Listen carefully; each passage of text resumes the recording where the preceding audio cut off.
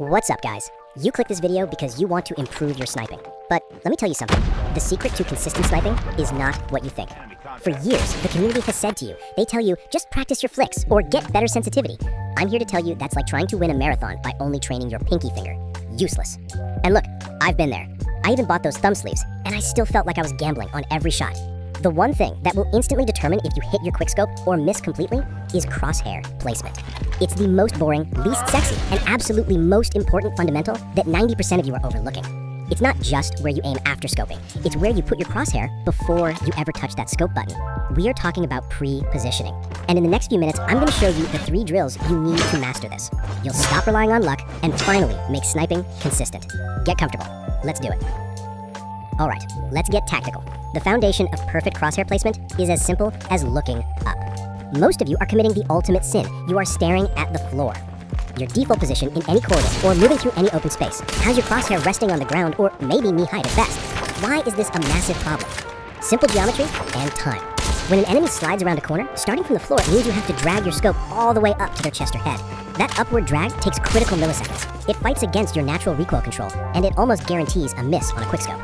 Your crosshair should always be hovering where a player's chest would be at a standard engagement distance. Think of it as a laser tripwire. If you're clearing a room, aim at head height through the wall. When you step out, boom, your scoping is already within an inch of where the enemy is standing. You've eliminated the entire vertical axis of aiming. This means your scoping is already 80% complete.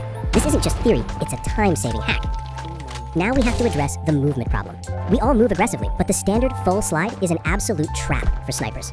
When you commit to a long slide, your character is locked into that animation. Your camera dips, it drags sideways, and when you finally stand up, the recovery time is too slow.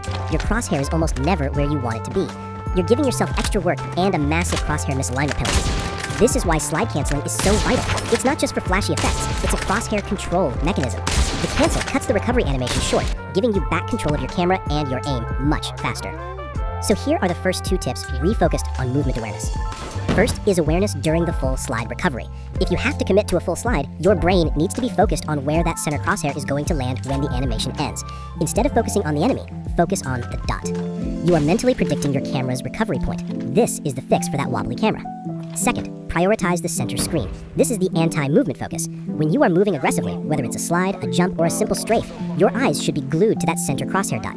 Your aim is not about following the enemy. It's about making the enemy run into your pre-positioned crosshair. This is the definition of pre-positioning. The less you have to drag or flick your scope after a movement, the faster you get the kill.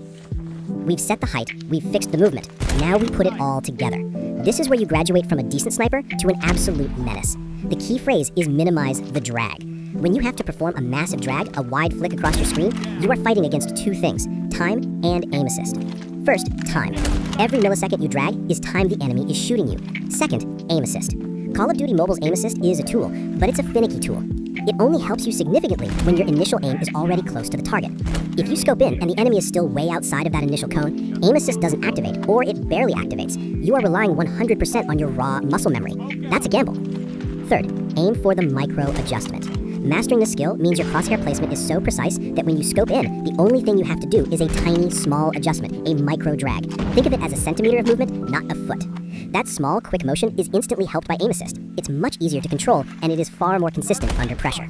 To practice this, go into a practice match. When you see a target, stop. Before you press the scope button, consciously force yourself to get that center crosshair dot as close as possible to the chest. Only scope in when you are confident you will only need a tiny correction.